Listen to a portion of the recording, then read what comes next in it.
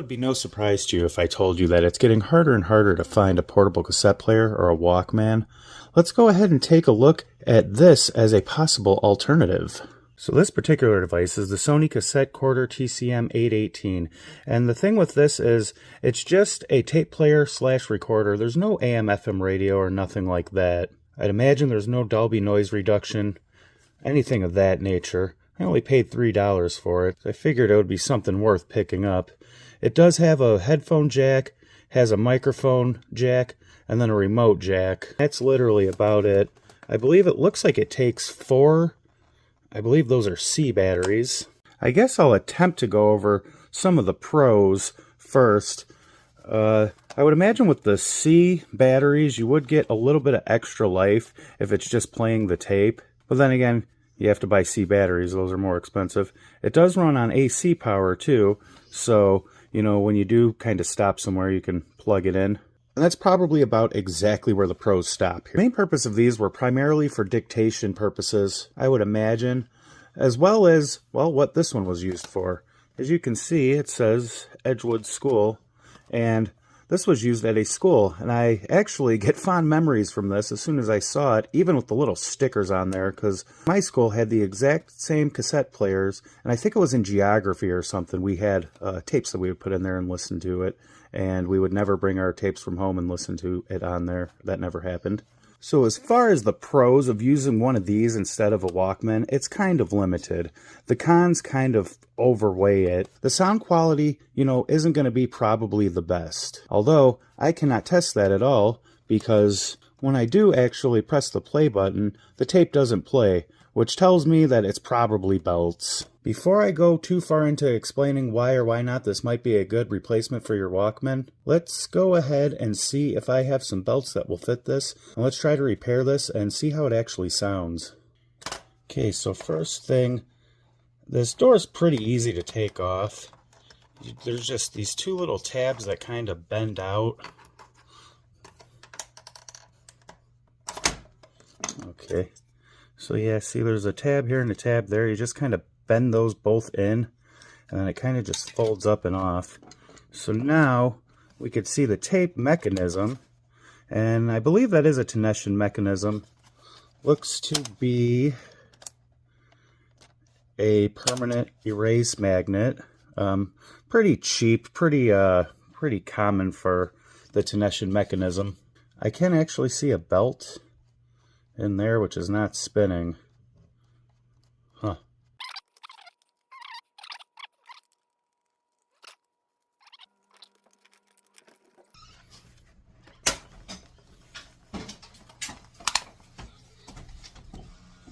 Okay, we got it. Well, okay. So first thing right off the bat I can tell is that little belt right there that actually goes over to the tape counter is so loose it's not even funny. Here's the, if we can get it to, the little speaker, 8 ohm 0.3 watts. Yeah, we're probably not going to get very good sound quality out of that. It would be good for, you know, recording or listening back to voice or dictation, but now that I look in there, I actually don't see any type of belt coming from the motor over to the mechanism, so that's probably one of the problems. Looks like this whole tape mech is going to have to come out though, so I can actually get a view of the belts in there. So surprisingly enough, the whole thing is just kind of clipped in there, so it comes out very, very easily. So right here we can actually see the bottom of the mechanism. Here's the motor right here. Looks like we're missing the one that goes from there to the flywheel. There's another one up in here, but man, it seems very, very tight. Seems very, very like it's still got its elasticity. I'm not really worried about the tape counter, but let's look in the bag of belts and see if I have one that'll fit that. I think this tape deck will work just fine. Shira, the holder of the belts. That joke never was funny. Now, what do we got here? What do we got here? I think that'll do. Let's pop this thing back together. You know, a feller was down there and he thought, I didn't find a belt. Yeah, I did. It, just broke. I mean, it's still pretty stretchy and everything. Huh. Cool. Okay, so I even found a belt that would go for the tape counter, but man, is it tight. I think I'm going to take that back off of there. But just for now, let's go ahead and test it. I don't see why it shouldn't work. Nice. Ugh. Oh, it probably won't hit any content matches with that. I wonder if it has anything to do with this belt right here. Let's take this off. Just super easy to do. Should just be able to do something like that.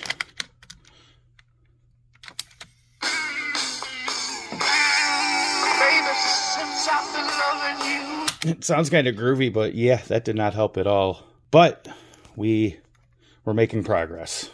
I guess now, I mean, I could just let it run for a couple hours.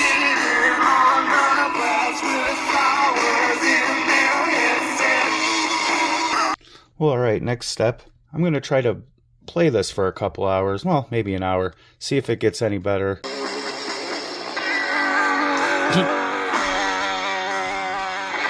That sounds so groovy, man. I think it's coming around.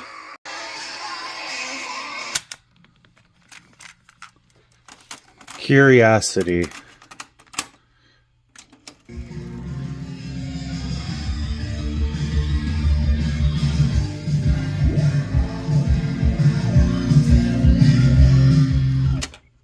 Okay. Yeah, I just wanted to see. Been listening to Pyromania for about an hour, and I just wanted to see if it was the tape that was actually messed up. But actually, I spy with my little eye. I don't know if you can see that.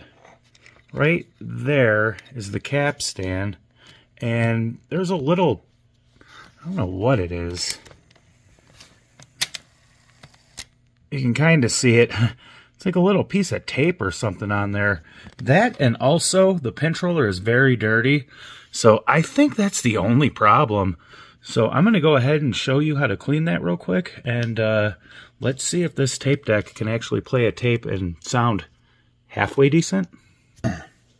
Okay, so now with the help of some isopropyl alcohol on a Q-tip, I'm going to try, yeah, it came right off. Don't know what that was. It was like a little, like I said, piece of tape or something. It just stuck right on there. Don't really seem to be, oh yeah, there's some dirtiness going on there. That might have been, just came up from that pinch roller there. Now we're just going to try to go for the pinch roller. Yeah, she get dirty. Yep. That is what was on the pinch roller. There's actually a lot more, but I'm not going to make you watch me sit here and get it all off. Okay, so there's the clean side, there's the other side. So there was a bunch of stuff on there. Okay, so I'm pretty keen on seeing how this is going to do. Fingers crossed. Sounds the exact same.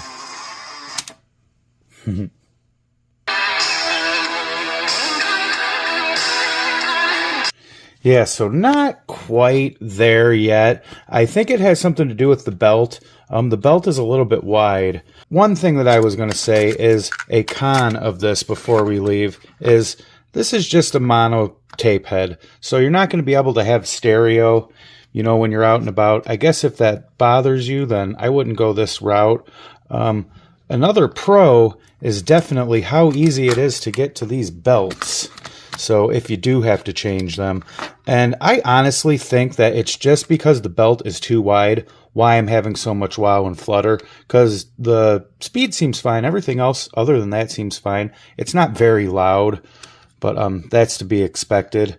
Another thing, if you do have a mono kind of setup like this, more than likely the only type of audio that's going to come out of the headphone jack is going to be mono. You're probably only going to hear it in one ear or the other, probably the left ear. I'm not sure. Anyways, thank you guys for stopping along. Let me know if you do want to see any more on this. And until then, we'll see you next time. Thank you very much, guys. Have a good one.